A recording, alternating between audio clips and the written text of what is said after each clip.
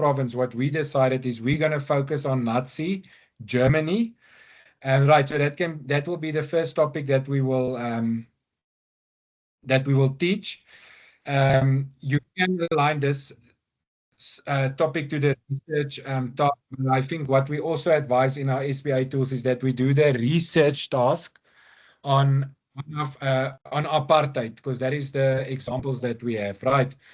Also in term 2, you will the learners will hand in their research assignment, and then the second thing that we're going to teach in term 2 will be nationalism, where the ATP says that provinces have an option of choosing 2 out of the 4 case studies. But what we decided as a province, and I think the majority of provinces has decided on this, we will teach the rise of African nationalism in South Africa, and we will teach the rise of Afrikaner nationalism.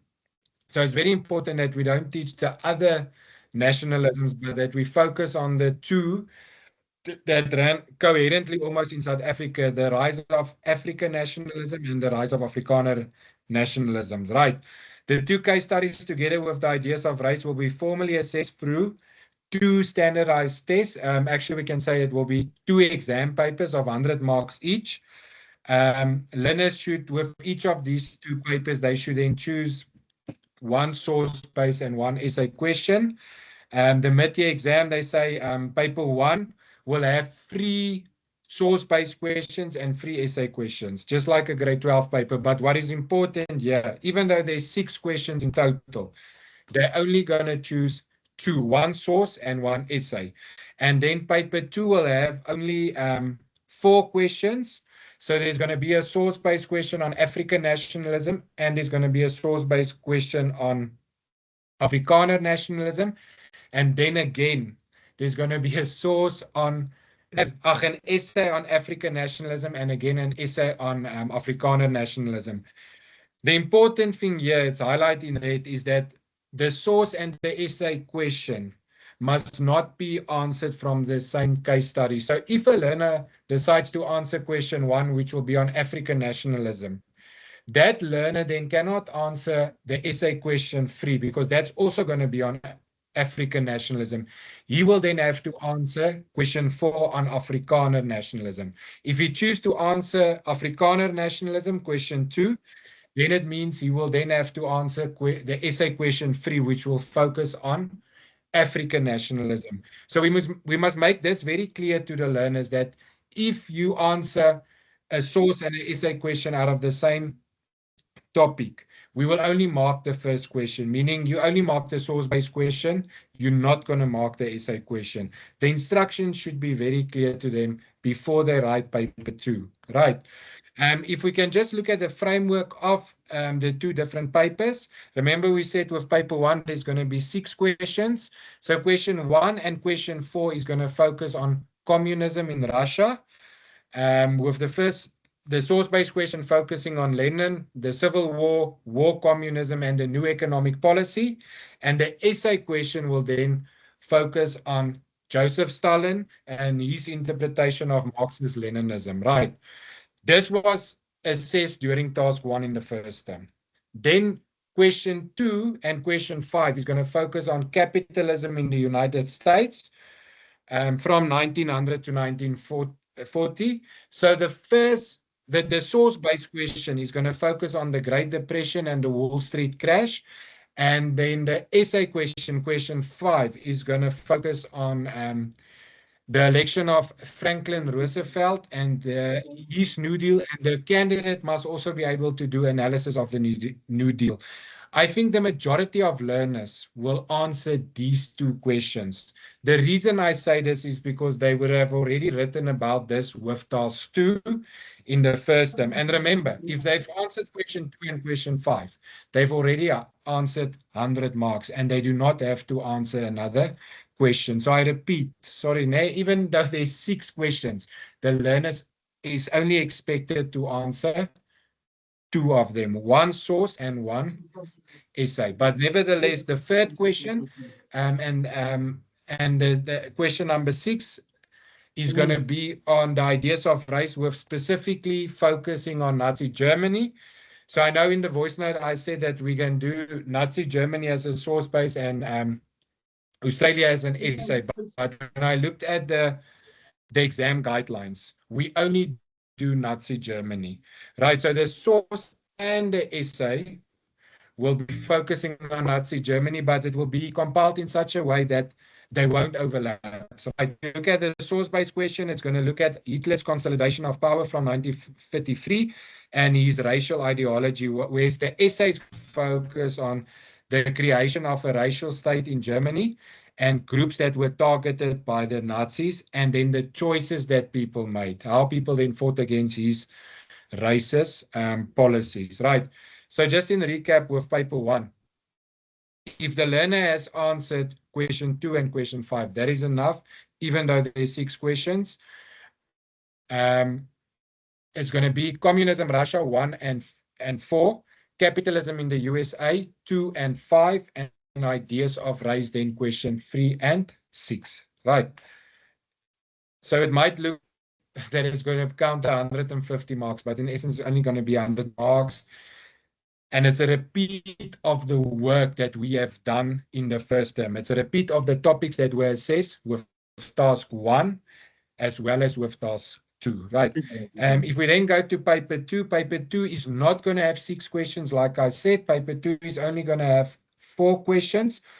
And it's going to be on the case studies of the rise of African and the rise of Afrikaner nationalism in South Africa, right?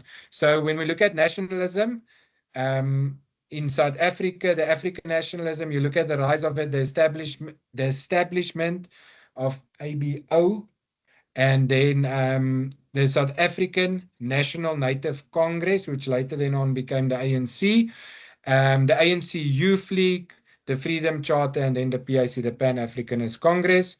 And then if we look at Afrikaner nationalism, definition of the folk, its relation to class and race, issues in education, labor and religion, nationalism in power towards apartheid. And then when we look at the 2 essays there, African nationalism, the influence of World War II, the Atlantic Charter, different types of African nationalism, and the split of the ANC and the PAC, right? That will then be on the essay part.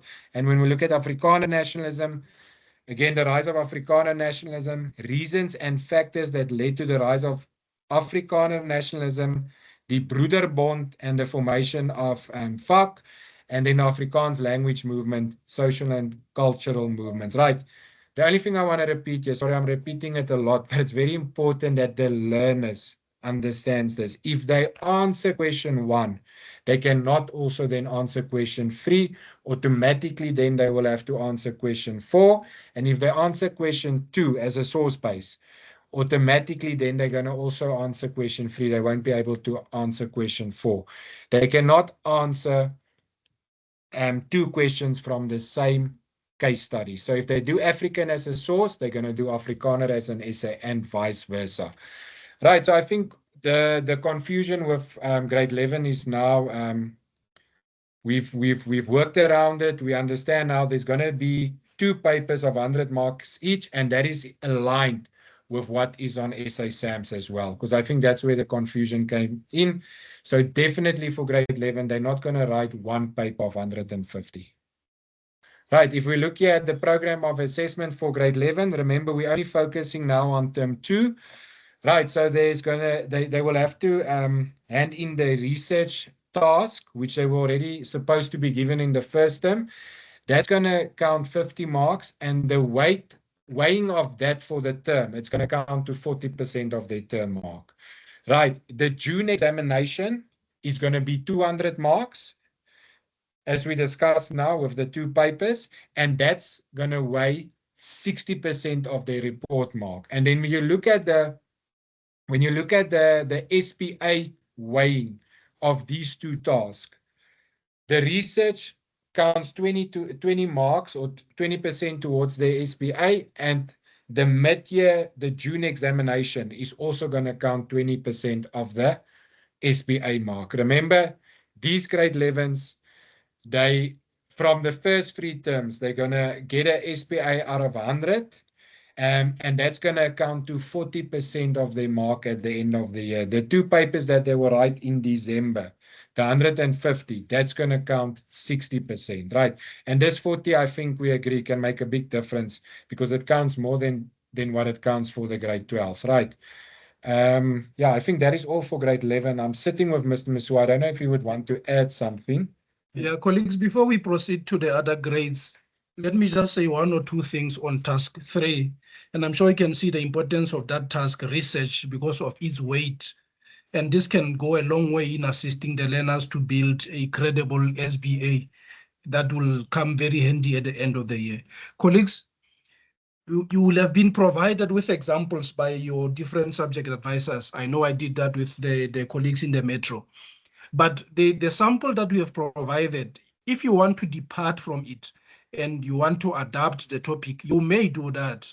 Change the topic. But remember, as you change the topic, you must change everything else that is related to the topic that you have changed, including the marking guideline. That's the first thing.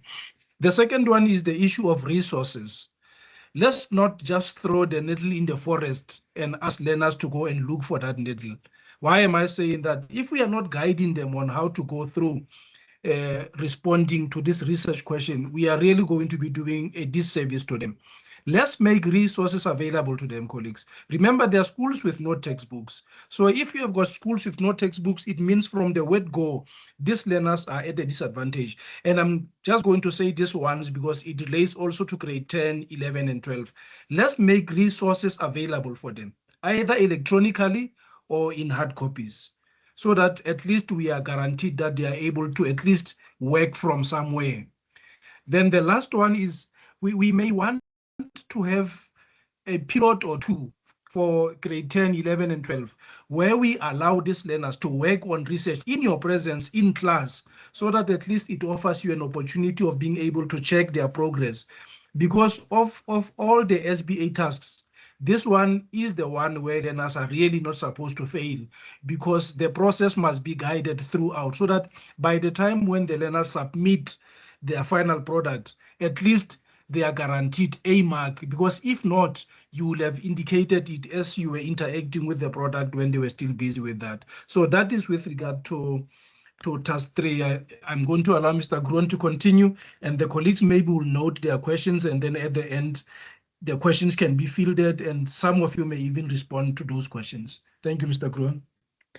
Right, thank you very much, Mr. Masuwa. Right, then colleagues, if we look at the grade 10, I'm not going to spend that much time here. There wasn't as much confusion here.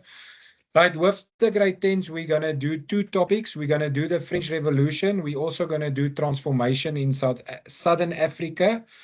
And then their paper is going to be 1 paper of 100 marks. It's going to have 4 questions, 2 source-based questions and 2 essay questions. The 2 questions, the source, and there's going to be a source on the French Revolution, and there's going to be an essay on the French Revolution, and then there's going to be a source on transformation, and there's going to be an essay on transformation, right? Like Mr. Masuwa has mentioned now, for them, they should also submit their research task now. That's going to account 50 marks as well. Remember, 10 and 11, their research is 50 marks, where the grade 12 is then submitting a task, a research of 100 marks, right? We look at the structure of the grade 10 paper, right? The first question is going to be on the French Revolution, and it's going to focus on the causes of the French Revolution, the social, economic, and political causes of the revolution, meaning what led to the French Revolution. And then the essay question number 3 on the French Revolution is going to be the course of the French Revolution. How did it then take place, right? Yeah, here there's not an overlap. So meaning a learner can answer the source-based question on the French Revolution and then also answer the essay on the French Revolution, right? But my advice will be that we rather push our learners to do the essay on transformation, as I said in the voice recording, because it's on the rise of the Basotho Kingdom Moshoeshoe, and that's close to home. So I think it will be advisable that we rather nudge them in that direction. Okay. So the second question is going to be transformation in Southern Africa after 1750, with the rise of the Zulu kingdom under Zwede and the consolidation of the Zulu kingdom. And the essay, as I've already mentioned, is then going to focus on the rise of the Basotho kingdom.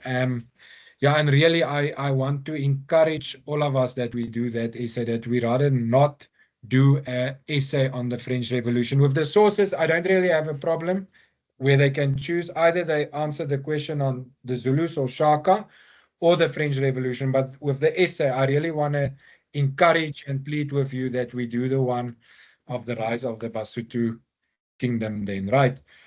If you look at the grade 10 program of assessment, for term 2 only. So the heritage site assignment, again, it's going to count 50 marks, and the weighing it's going to have on the learner's report mark is 40%.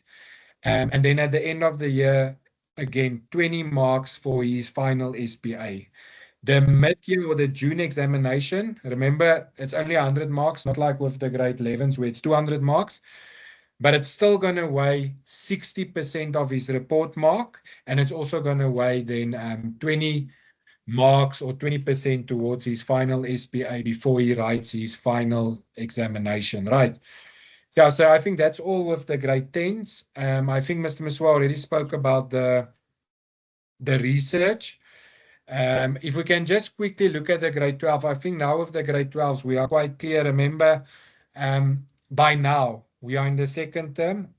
It's expected that all paper 1 topics have been covered. In actual fact, we covered more topics than the learners are going to be writing on at the end of the year, because it was expected of us in the first term to do 4 topics. And we know now in June, they're going to choose their 3 topics that they want to do, right? So we have done the Cold War, or the regions of the Cold War rather, and the extension of the Cold War as an essay, which would be Vietnam. We have done independent Africa, Angola, as well as the Congo. And then we have done, and that was our task 2, we have done civil society protests from the 1950s, right, with the civil rights movement of Martin Luther King and the Black Power movement as the essay question. That was what all of us wrote task 2 on, right? So we are now really busy with our paper 2 content, right? And here we know we do civil resistance in South Africa from the 1970s to the 1980s. Yes, here they say the nature and the aim of Black consciousness and the crisis of apartheid, but we know it's focusing on the internal resistance, and that is a source-based question. And then Black consciousness as the essay question. And I think a lot of colleagues will maybe start with Black consciousness and then only go to the source-based question, which will then be the crisis of apartheid in the 1980s, just for the flow of things, right? Then the coming of democracy and coming to terms with the past. This has been around for forever. We know question 2 is on the TRC, and question 5, the road to democracy, the negotiation process. Again, maybe colleagues might feel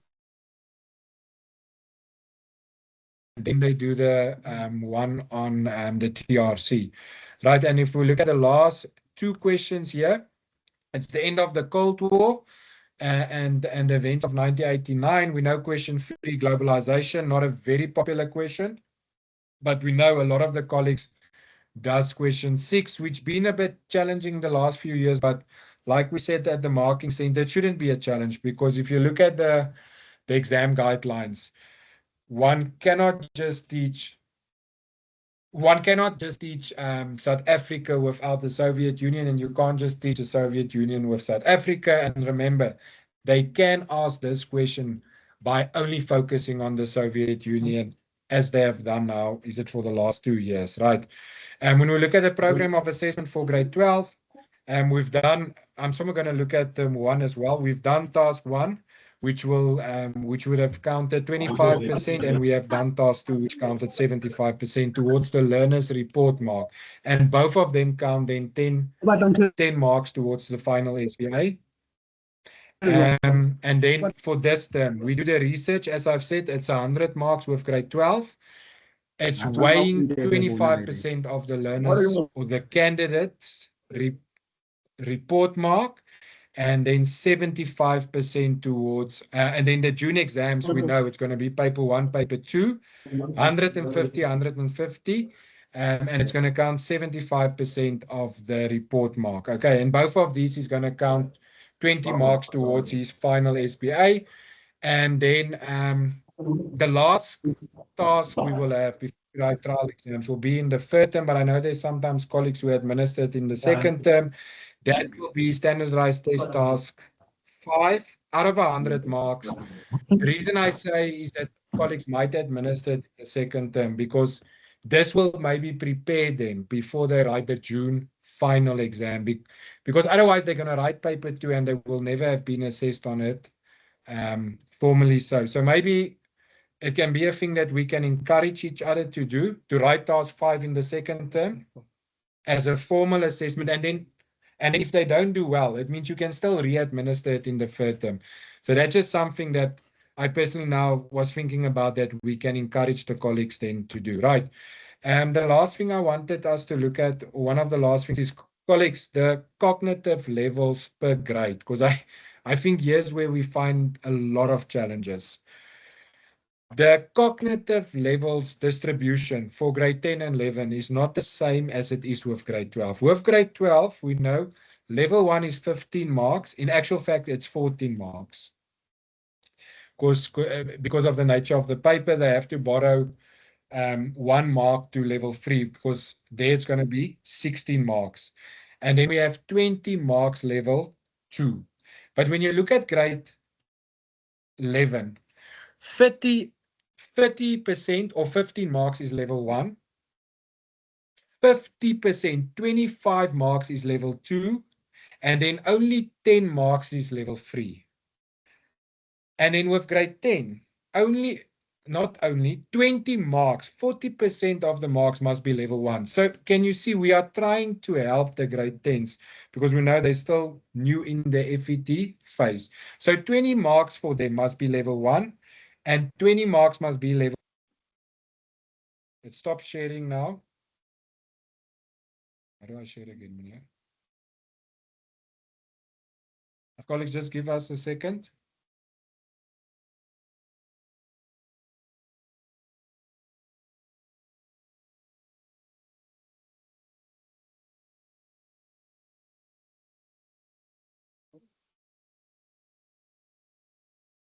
Just wait. Yeah, I did.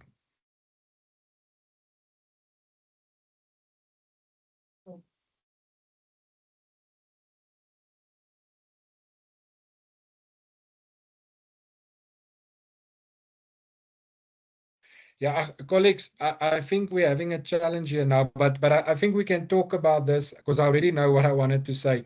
With the grade 10s, remember, as well as with the grade 11s, level 3 can only be 10 marks. What this means, we can never have a paragraph question in grade 10 and 11 that's going to count 8 marks like we have with grade 12.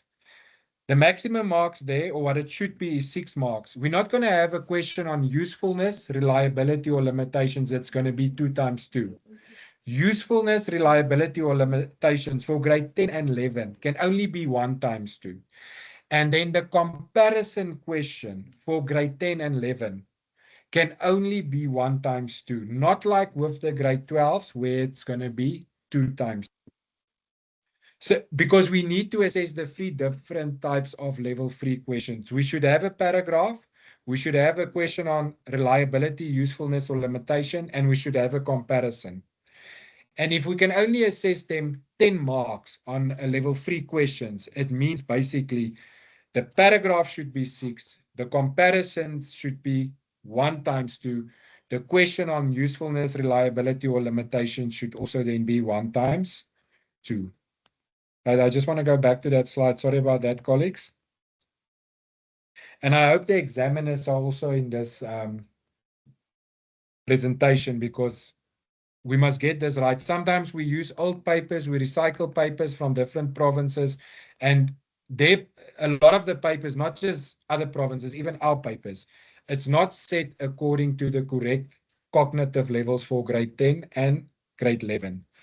Right. So really, I hope there we are clear on the different cognitive levels for grade 10 and for grade 11.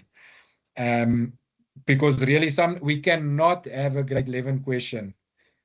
And it only has a paragraph. And it doesn't have a comparison question. It doesn't have a question on reliability limit. From grade 10, we should start exposing them to what will be asked in grade 12 so that they get used to the skills that they need to answer a grade 12 question paper. Yes, there's more level 1 questions with grade 10 and 11, but especially with grade 10, but that is to assist the learners. But we cannot change the structure of the question paper. We change the structure of the cognitive levels according to what is expected for grade 10 and a grade 11 learner, right? Yeah, I think actually that was my last slide. I think my very last slide is just details of Mr. Mputi, but I think most of us know his details. So what I was thinking now is that we can actually give people the opportunity if they want to ask questions. Maybe for 5 minutes, yeah. And okay, before we do that, because I already see a hand, can I just give Mr. Masua his last chance to speak as well?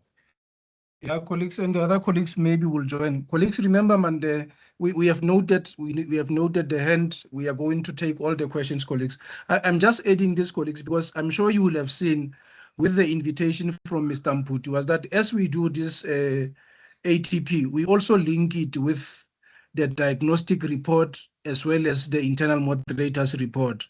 And we can also add the item and error analysis that colleagues will have conducted after task 1 and task 2. Why am I referring to this?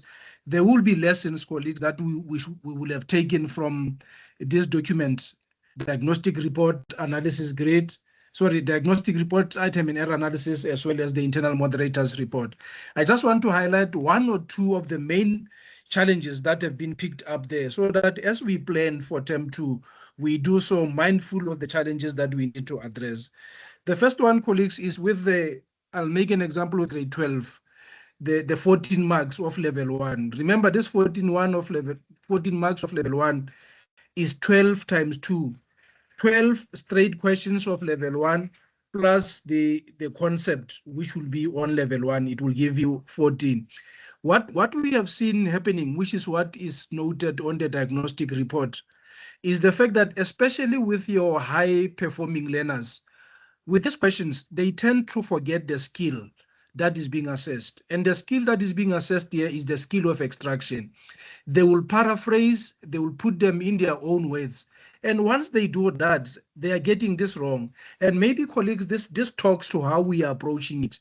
We tend to regard the 14 marks of level 1 as a low-hanging fruit, so much that we tend to expose only the struggling learners to it. Let's make sure that our performing learners have got these marks in the pocket first by making sure that they extract as they are supposed to extract. So for level 1, no interpretation, just extraction, preferably with the use of the correct punctuation mark. And then please focus on your high-performing learners, because these responses are so easy and they have the ability to answer difficult things. They turn these easy questions into being difficult, maybe because of the abilities that they are having. That's the first point that I wanted to quickly make, colleagues. The second one is with interpretation.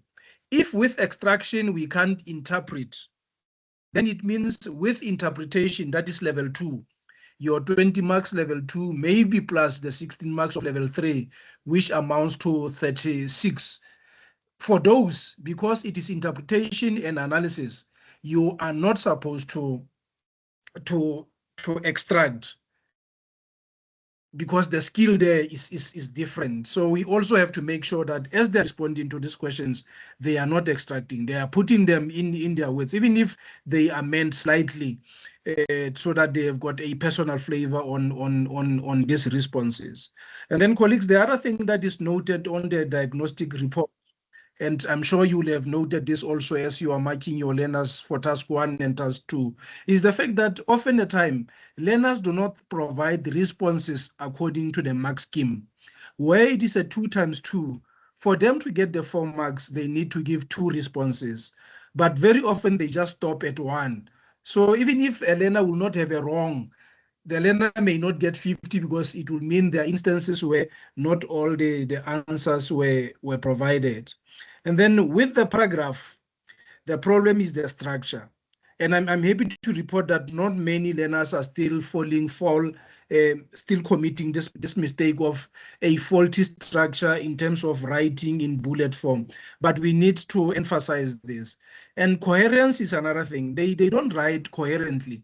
They take one sentence here, full stop, one sentence there, full stop. There is no coherence. They are disjointed. It's like different standalone sentences written in something like that resembles a paragraph. For it to be a paragraph, it does not just have to be a solid piece, but there must be coherence, and you can only achieve that with the use of conjunctions. So let's expose our learners to the use of conjunctions. With the essays, colleagues, what I've picked up from the diagnostic report is just to say, with the introduction, I'm not going to go into the detail. Remember the 3 steps. The introduction must comply with the 3 steps. Respond directly to the question, provide the reason, as well as provide content orientation. Once these 3 are done, that introduction is solid. That's that last part that they like favoring and sponsoring of the essay below. That thing is extra and additional. As a marker also, or as you prepare the learners, know that once they have complied with the 3 steps, once they have responded directly to the question and maybe made reference to the question statement, provided the because, they will have done 2 things. Then the last one, the third one, it will be content orientation. And then with regard to the body of the essay, remember, each paragraph is going to be written according to Peel. And colleagues, if you look at it very closely across the grades, the Peel, 2 of these aspects are skills, 2 will be content. If you talk a point, making a point is a skill, linking is a skill. Whereas with explanation and elaboration, the 2 middle ones, that's where the learners will be relying on their content knowledge. Remember, there's space for every child. There are children who can only survive with the explanation and the elaboration. Whereas others will make a strong point, they will make an entry point into a paragraph. They will explain that point, they will give evidence on that, and they will exit that paragraph by linking back. So in each paragraph, you make an entrance through the point, and then you make an exit through the link, because when you link, you are nicely wrapping up this paragraph before you leave it to show why are you providing the information that you are providing that paragraph. And once you do that, you are developing and continue with the line of argument, because you are taking it back to the question statement. If you provide information on Malcolm X on the question that talks to militancy, at the end you should show to say that which you made reference to should have something that shows that Malcolm X was militant, which may have been something that you were asked in the question. So colleagues, I just wanted to make sure that we don't lose on the opportunity of discussing the ETP together with responding to the diagnostic report, the item and error analysis, as well as the internal moderators reports. So colleagues, I'm going to hand back to Mr. Kroon. I'm not sure if my colleagues, the subject advisors from the different districts will want to have a say before we open the platform for questions. And with the questions and the comments, colleagues, the expectation is not that Mr. Kroon will respond alone. Even from the colleagues themselves, we can get answers. Colleagues, the stage now will be open for the questions. And Mr. Kroon did acknowledge someone whose hand was up. Yeah, colleagues, just quickly before I open the platform for questions and answers, I was just reminded by Mr. Mputi that we should do 3 informal activities per week, and we should also have the informal test bi-weekly, and we should have evidence of that. And then also another thing I was thinking about as Mr. Masuwa was talking is that I know now in the second term we're going to go for the provincial SPA moderation. Colleagues, please remember, I think as from last year, we only hand in our SA SAMS mark sheets in our files. We don't have our own mark sheets like we used to have in the past. That's why it's not included in the SPA tools.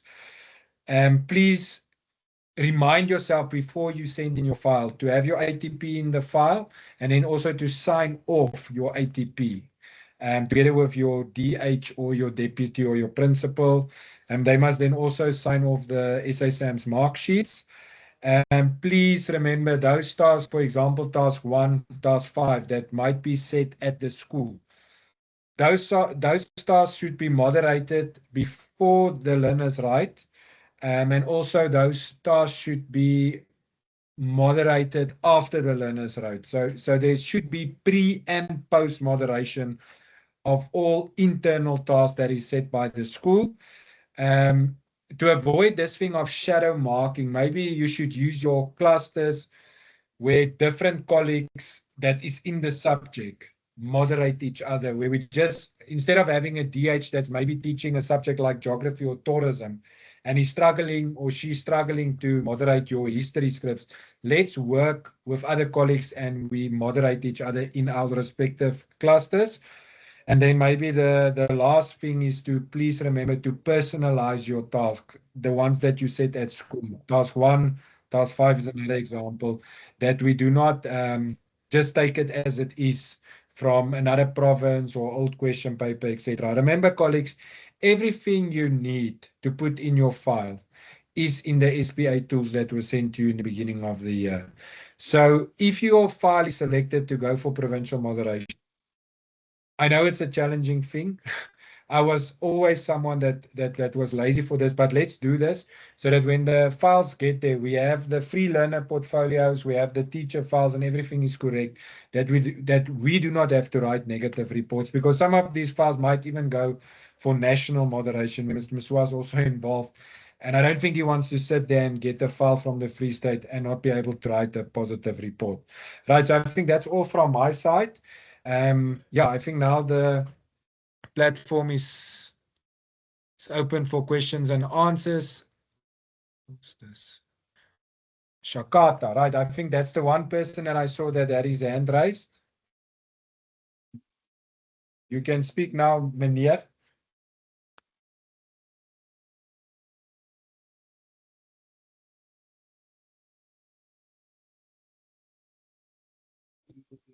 Any other colleagues that maybe have any questions that they want to ask us?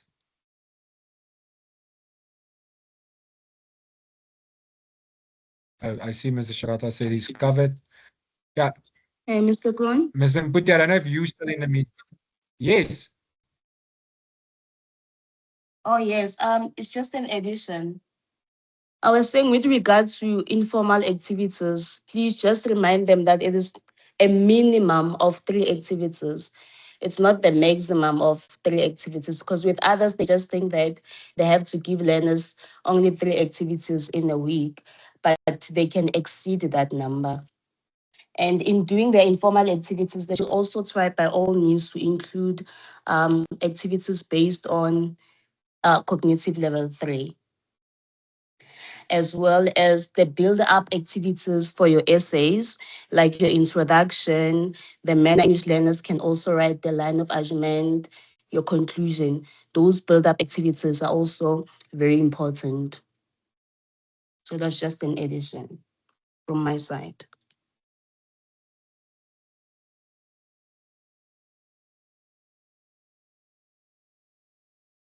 Thank you very much, Phillips. Yeah, no, I think that is loud and clear that will be the minimum, the free informal activities.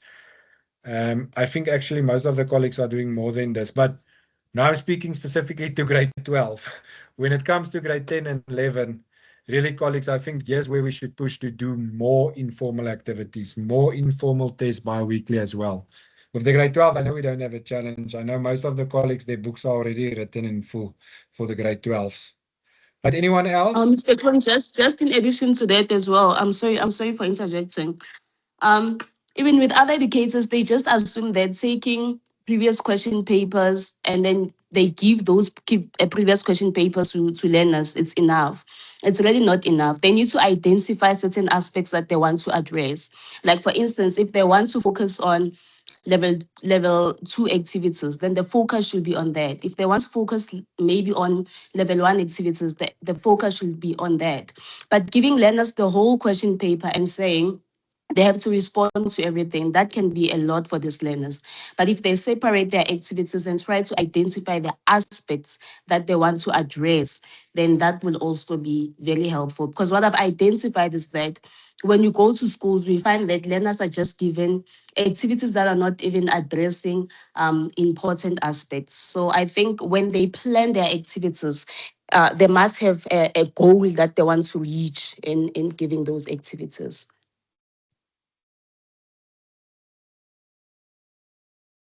Yeah, I think the challenge here sometimes is when we look at some of the older textbooks, they don't really have activities in that really focus on the different set of skills. So I think you are right to say we must use question papers, old question papers, but then be very specific with the skills that we want the learners to be assessed on. Right. Thank you very much for that, ma'am. I don't know if there's any other colleague that would want to add something.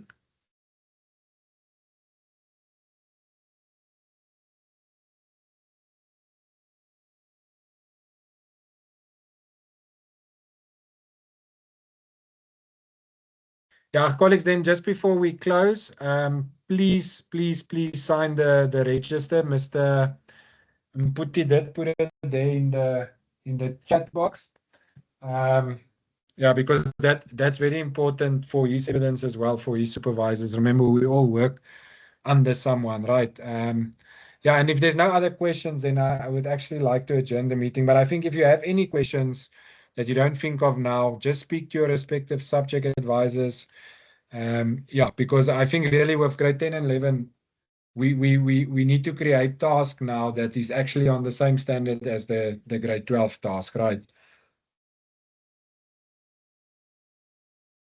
Then I thank all of you colleagues. Please just then sign the register. I'm not going to end the meeting immediately because I think there's still learners that still teachers that will want to sign the register. We must also say.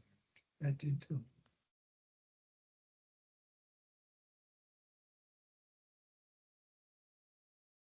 I don't know. On the laptop, it refuses. It wants that, but on the phone, it does.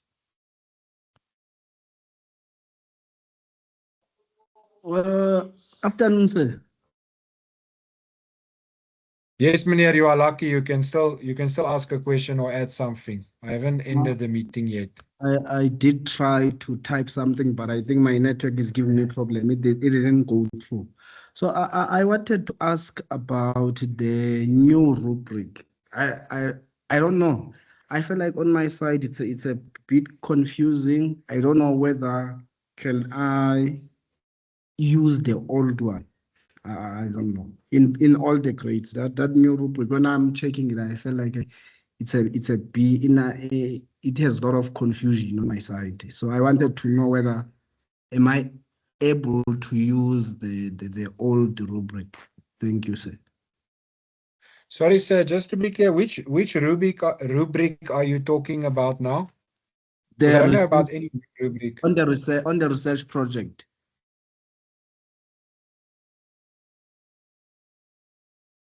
On the we have a package for the research project, and there is a new rubric that is different from the SPA tool that we have. Yeah, colleagues, remember 2 points very quickly, and these points are very important. Thank you very much, Mr. Goniwe. The first point that I want to make in relation to that, colleagues, like Mr. Kroon was saying, the grade 10 and 11 research task 3 is out of 50, and the rubric that is used to mark that is out of 50. All those levels must add up to 50, and the one for grade 12 is out of 100. I'm stressing this, colleagues, because even up to the level of national moderation, we had colleagues from the province who will have used a grade 10 or 11 rubric to mark the grade 12 task 3, because the grade 12 work was the one that was submitted for national moderation. That's the first point that I want to make. Use the right rubric at the right level. 50 marks for 10 and 11, 100 marks for 12. What Mr. Gonio is referring to is, as part of the example package that we will have shared with the colleagues, a rubric that is attached there is a rubric from the province where they on the descriptors, they added a lot of information on the level descriptors. Colleagues, you can retrieve your rubrics to mark the research from the SBA tool. The one in the example that was shared with schools is an example which in terms of marks is not different from the one in the SBA tool. It's just that one in the example is too detailed. So Mr. Gonio, there's no harm in using, actually they are not different.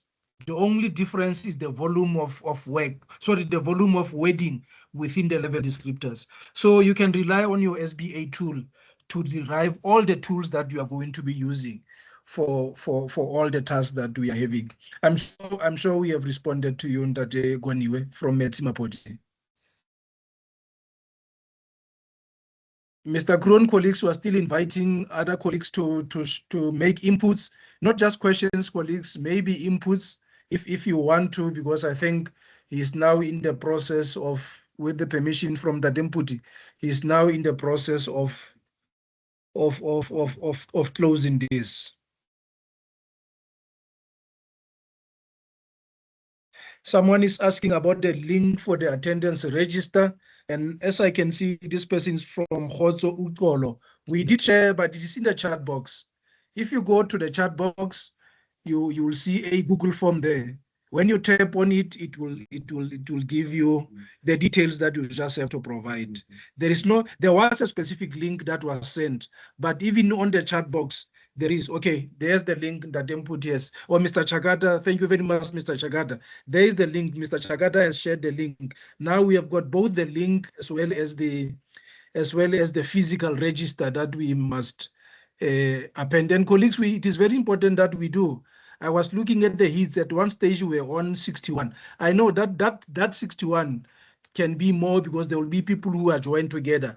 So that 61 can be 61 different gadgets.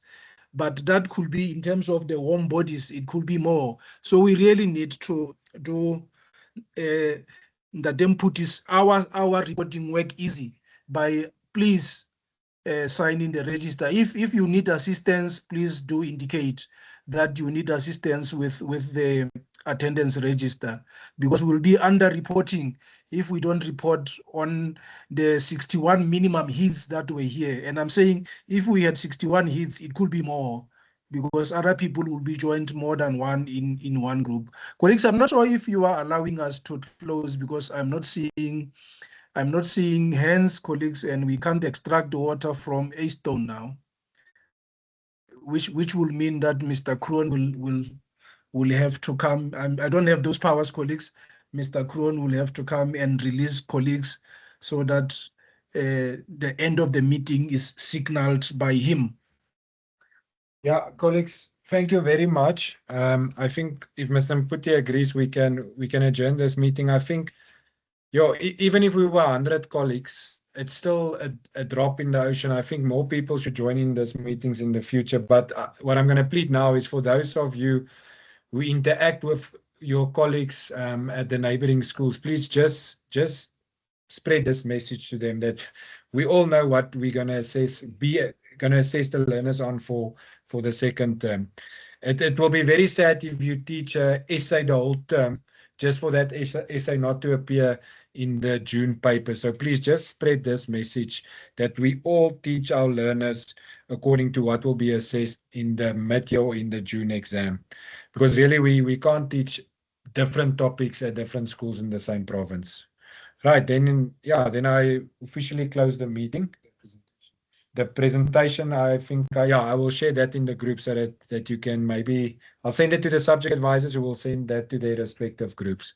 Thank you so much, colleagues. Mr. Mputi, thank you so much. I don't know if you are still there.